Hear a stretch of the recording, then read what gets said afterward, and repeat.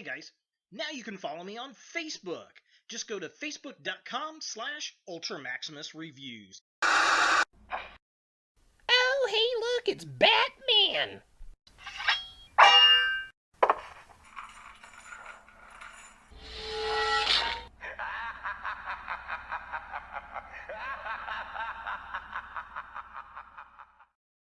What the fuck?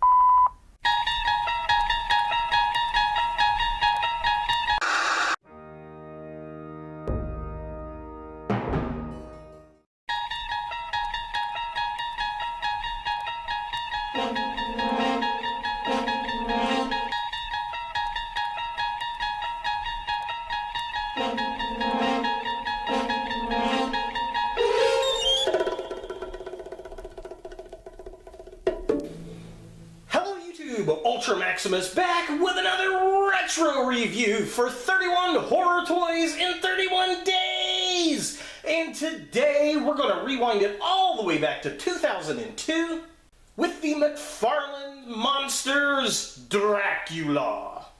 Now, I found this figure at the Toy Drop on the south side of Indianapolis. It's one of those vintage collectible toy stores here in Indy, and I didn't pay much for him. I want to say I paid maybe $4 for him. And he's super, super cool. Definitely dig him. Now, he comes with a couple accessories he did not initially have when he was released, and he's missing a few that he did have. Most notably, I think he had another cape that kind of went around here. He did not have this sword or this kind of creepy head on a chain. And I think he had some more rats and bats hanging off of him. But that's okay, because like I said, I paid like $4 for him. And these additional accessories make him kind of cool too.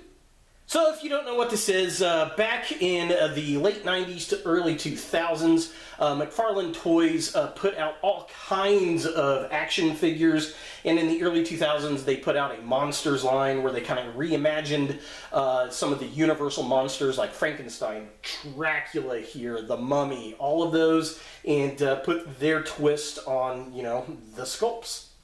And, well, I think it is pretty cool. So, yeah, I have no clue where this bone sword came from, but it looks like it would go to him, nor the little, you know, decapitated head.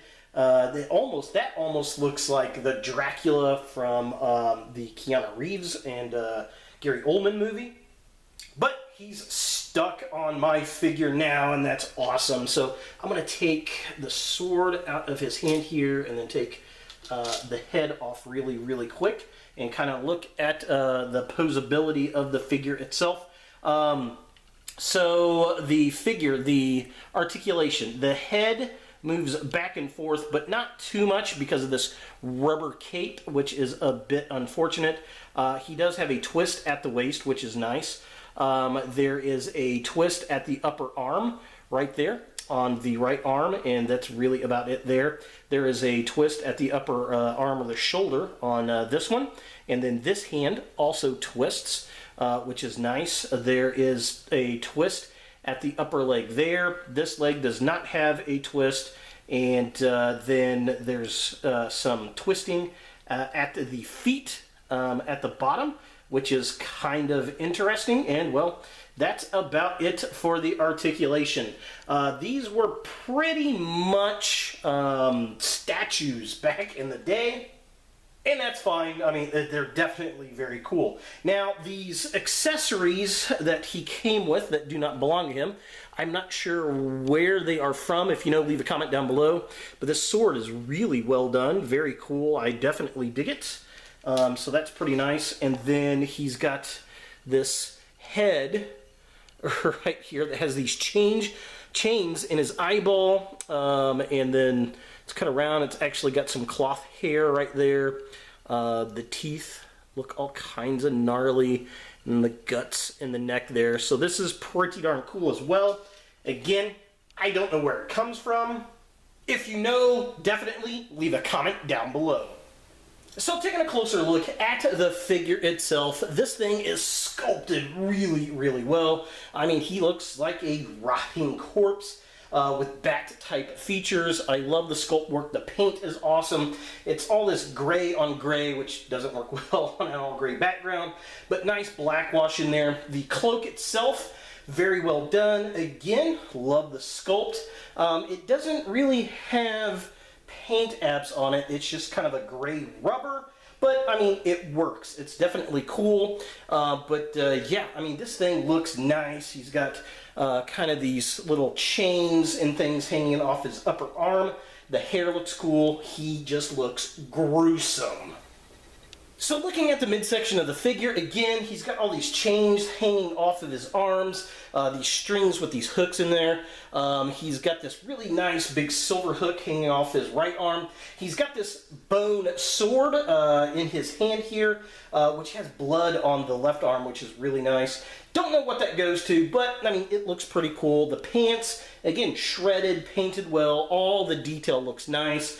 I like all the different chains hanging off of him. He's got, like, rats and bats hanging from him, which is very, very cool. Again, the cloak, the cape, has some really nice sculpt work on him. Very nice, very cool. It's a very interesting interpretation of Dracula, and even if it's not very Dracula-esque, it's definitely vampire-y, and, well, I dig that, especially around Halloween.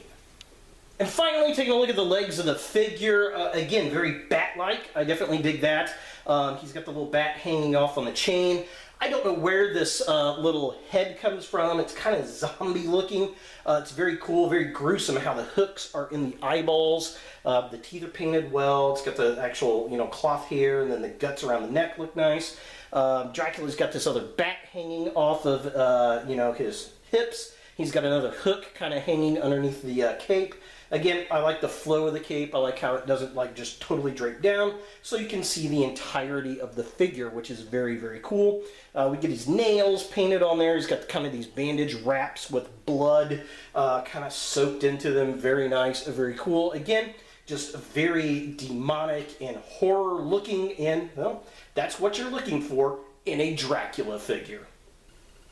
For comparison, here we have Dracula with a more modern monster. It's the Beast. So, as you can see, he's pretty much in that 6-inch scale that Marvel Legends is in. He's just kind of hunched over, and, well, that works because he's a vampire.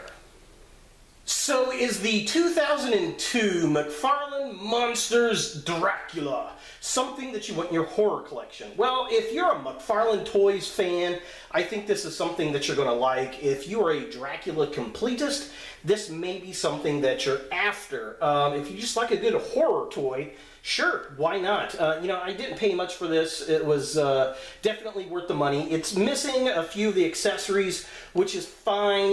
You really don't notice it, with it standing the way it is. And it came with a couple other accessories that I'm still not sure where they come from, but they definitely fit the figure, so I'm going to keep them with them. If you do know what the sword and the head comes from, leave a comment down below. I'd love to know. This is just one of those examples of how intricate the McFarlane toys were back in the day, in the late 90s to early 2000s, and, even up to today. But this is where, in my opinion, kind of NECA came from. They took this style of action figure and kept going with it because McFarlane really kind of pioneered this, and the horror toys were definitely cool. So there he is, Dracula from McFarlane Toys for 31 horror toys in 31 days. Hey guys, thanks for watching. If you like this video, thumbs it up. If you hate this video, thumbs it down. To watch more Ultra Maximus, click on the links to the right. Don't forget to subscribe and share, like us on Facebook, and look for more videos in the future.